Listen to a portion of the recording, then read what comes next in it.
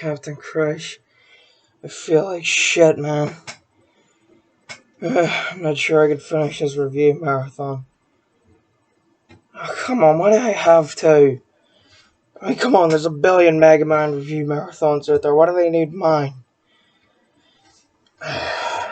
You suck, you know that? Hello, everybody. Welcome to my review of Mega Man 9 and 10 in the Mega Marathon months. Um, so, let's just hop right into it. So, Mega Man 9, Mega Man 9's story is, bunch of evil 8 robots start attacking. Oh wow, what a shocker. But, Dr. Wily comes forth and says that, it is not he who is unleashed these 8 robots, it was Dr. Light. And, so, and he shows a video of Dr. Light saying it's time he uses his genius to make a profit, so he tries to take over the world. And Dr. Wily's like, "What? No, that's wrong." So then Dr. Light gets arrested and yada yada yada.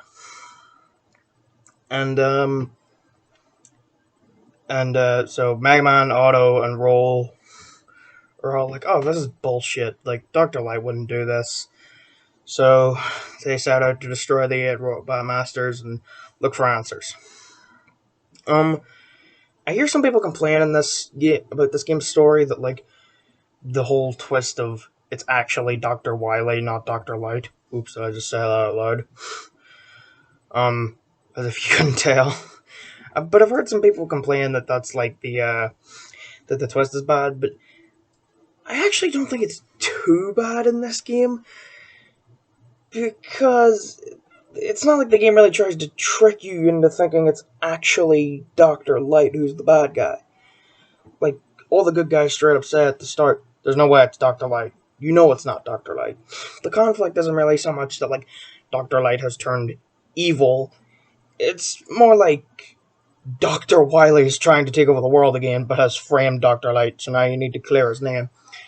So yeah, I give it a pass there.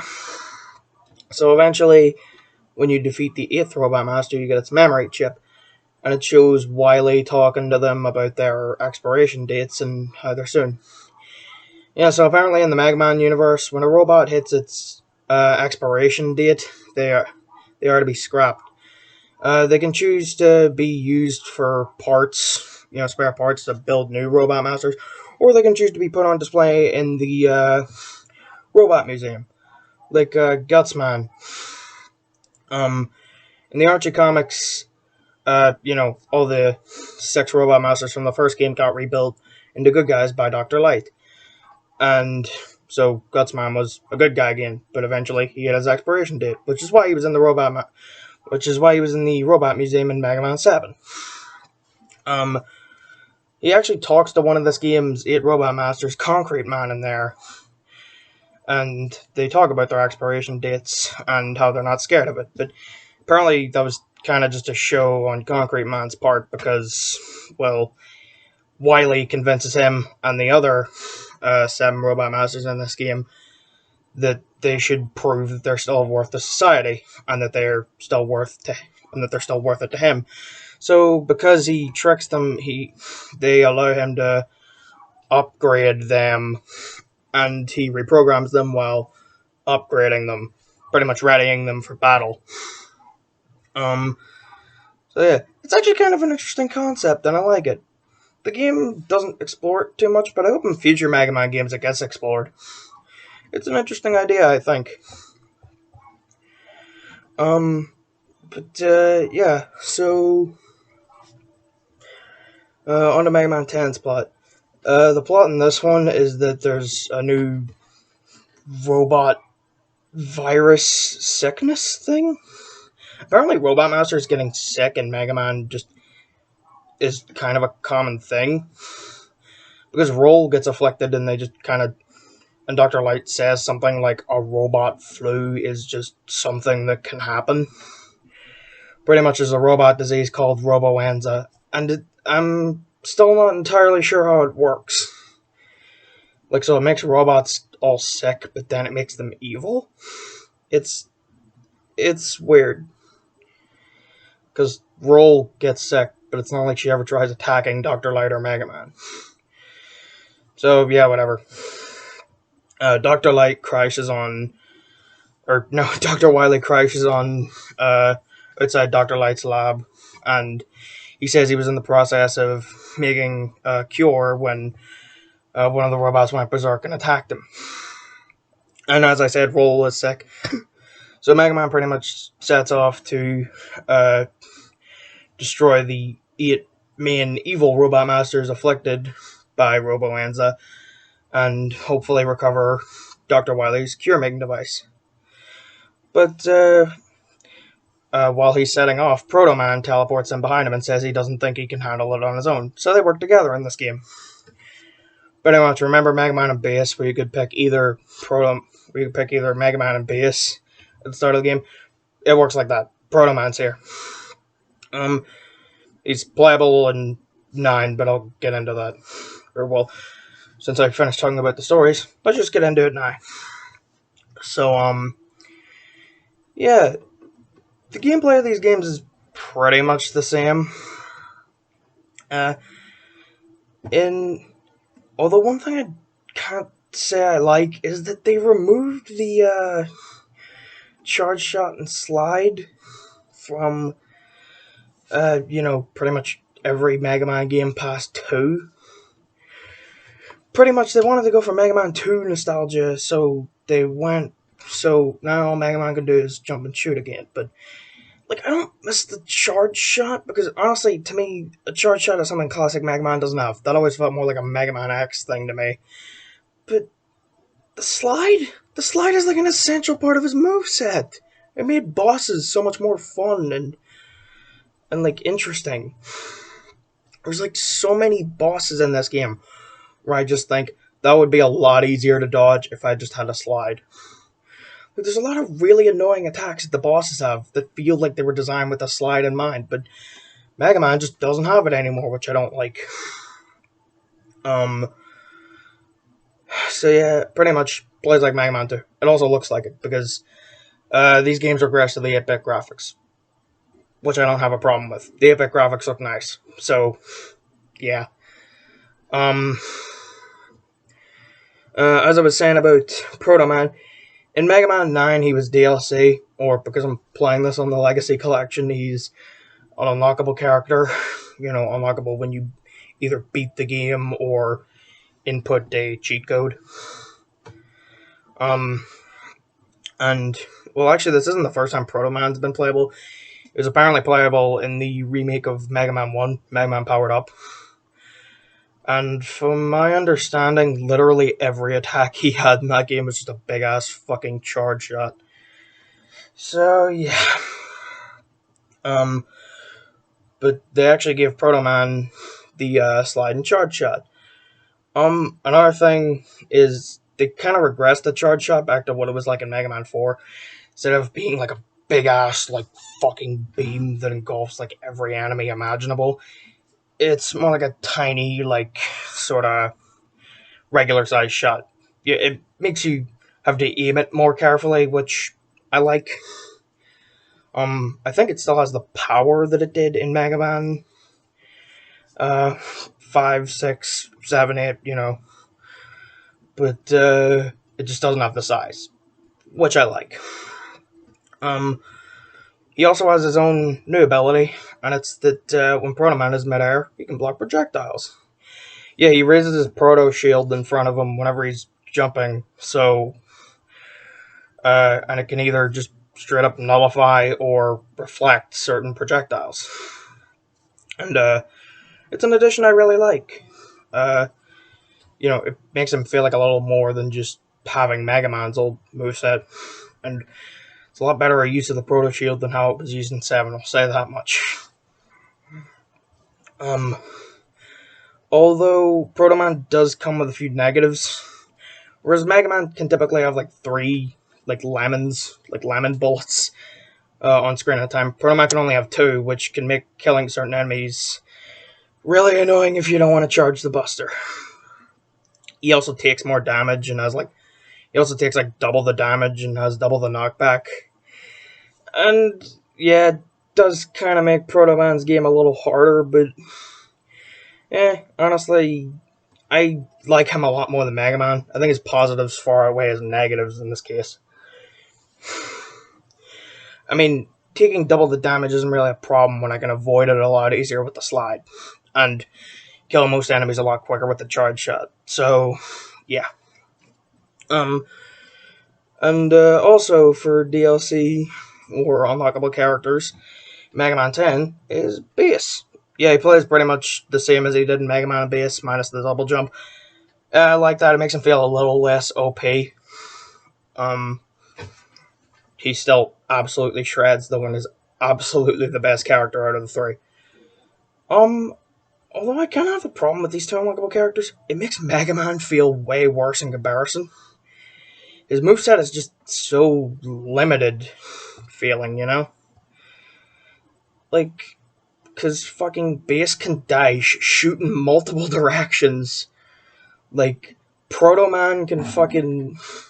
There's a charge shot and can slide and can block bullets, and Mega Man jumps and shoots.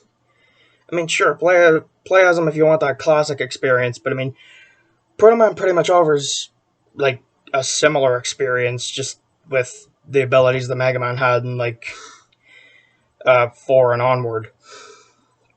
Plus a new one. So, yeah, I think he's easily a lot better, and Bass is as well. Although in Mega Man 10, they kind of fixed this by, So in both Mega Man 9 and 10, they added challenges. There's challenges in the Legacy collections anyway, but these games had challenges when they were originally released digitally on the Wii, Xbox, and PS3. And Mega Man 10 had some DLC challenges. I don't like that they're DLC, but Bass was also DLC, so whatever. I know, again, unlockable with a code in Mega Man and the Mega Man Legacy collection. So, yeah, but pretty much they have 3 new time attack levels. And the bosses of these 3 new time attack levels are 3 Robot Masters known as the Mega Man Killers. So pretty much these guys are from the Mega Man Game Boy games. So, yeah, pretty much in the Mega Man Game Boy remakes, there was, from my understanding, there was one new exclusive robot in each. So the first one was Anchor. And in Mega Man 2, he's not technically a Mega Man killer, but you fight him alongside the Mega Man killers in the rematches. But a guy named Quint who sucks. Then the second real Mega Man killer is called Punk, and he's also awesome. And the third one, who is easily one of my favorite Robot Masters ever, is called Blade. He's pretty much like an earlier version of Bass. Canonically, he was Wily's strongest creation before Bass. And he pretty much looks like a combination of Bass, Windman, and Quickman. Yeah, all these guys look really cool. Not Quint. But, yeah, so in these time attack challenges, they add these 3, and when you beat them, you get their weapons. And you may think, well, how's this give Mega Man an edge? Well, you can only play as Mega Man in the challenges. So pretty much Mega Man gets 3 exclusive weapons. I mean, Punks and Anchors aren't great. They're kind of situational, but I like them well enough. But the Blade Cracker is fucking awesome. It's pretty much like this game's version of the Metal Blade. It's not as OP, but, I mean, you can shoot in multiple directions, so whatever. It's still awesome. To my knowledge, I don't really think any of the Robot Masters, though, are weak to these. But, I mean, they are kind of useful in some Robot Master fights, so use them if you want, but they're mostly just useful in stages. So, yeah, these kind of give Mega Man an edge. I don't think it's enough of an edge to really play as them over, Bass or even Proto Man, but, I mean, it makes him feel a bit more useful. Although it stands a 9, that he's pretty much useless in comparison to Proto Man, in my opinion. But let's get on to the Robot Masters. The Robot Masters in both of these games are really great. Especially in 9. These are like my favorite sets of Robot Masters in the series. Excluding 11, which is my other favorite set of Robot Master in the series. But yeah, like, 9 has the first female boss Robot Master. I said boss Robot Master because Roll is also a Robot Master, canonically. But, like, there's also Tornado Man, who looks a bit too much like Bass. There's Magma Man, like, Plug Man. I really like all these guys, to be honest. Like, I could go on, but these guys are all really great. And 9 has some really great weapons. 10 also has some really good Robot Masters and some really great weapons. Not as good as 9, but, I mean, I like them. Strike Man is really cool. Sheep Man. Yes, I said Sheep Man. This guy's great. Pump Man gives you a pretty okay weapon. Solar Man also gives you a pretty okay weapon. I really love Nitro Man and Chill Man. Yeah, I pretty much love both sets of Robot Masters in this game. Ooh, and Blade Man. Blade Man at 10. The Triple Blade is like one of the best weapons in the entire series. But yeah. I really like pretty much all the weapons in both of these games, and I really like the Robot Masters. Concrete Man, Commando Man, these guys are awesome. And they all have really fun fights. They're not super fun as Mega Man, because you don't have the fucking slide, but... but I mean, yeah, they're pretty good. Like all these guys. And beyond that, I really like all their stages. They're all pretty thematically appropriate and pretty fun. As for the Wily Castle stages, the Wily Castle stages in 10 are pretty manageable, and they're pretty okay as far as Wily Castle stages go, but goddamn, in 9 they're really hard. Not necessarily bad, but really hard. Although, personally, I do think it's really, really unfair how it throws the entire boss rush at you, and then immediately after you have the 3-phase final boss against Wily. Seriously, no supplies. None. Whatever health and weapon energy and whatever you're left with after the boss rush, that's all you get for this 3-phase boss battle.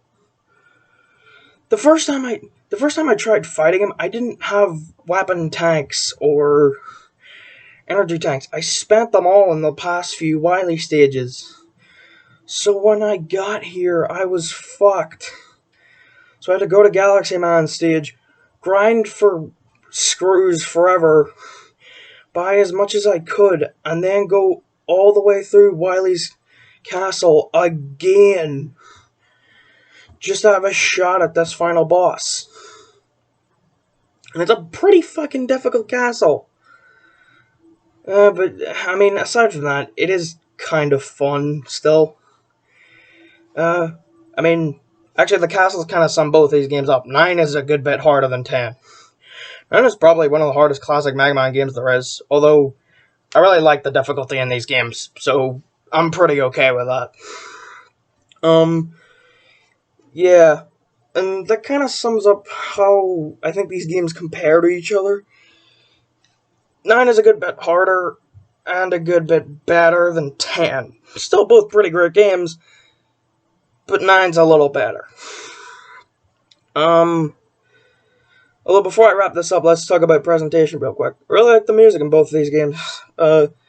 Nothing remarkable. It's not exactly Mega Man 7, but pretty good in both. And I really like sprite work, the enemy designs, the mini-boss designs, and especially the boss designs. Like, these boss sprites are really nice looking. Sheep Man, Strike Man, Splash Woman, Tornado Man, Chill Man, Nitro Man, Blade Man. All these guys look great. But yeah, with that said, let's wrap this up. I would say I give Mega Man 9 about an 8.5 out of 10. And as for Mega Man 10, I'll give that a 7.8 out of 10. Again, I think both of these games are great. I just think 9's a little better than 10. And that seems to be the general consensus on these. Anyway, next time I'll finally be doing the final classic Mega Man game. Although, for now, not including the Game Boy games. Although, don't worry, that still doesn't wrap up this marathon. From there, I will be doing a quick look at the two Legacy collections and comparing them, and comparing both of those. And from beyond that, I will actually be doing my first ever top 10 video. Top 10 of my favorite Robot Masters in the series, so look forward to that. I'm that guy with the googly eyes. If you like the video, leave a like. If you enjoy my stuff and want to see more, consider subscribing. I'll see you guys next time.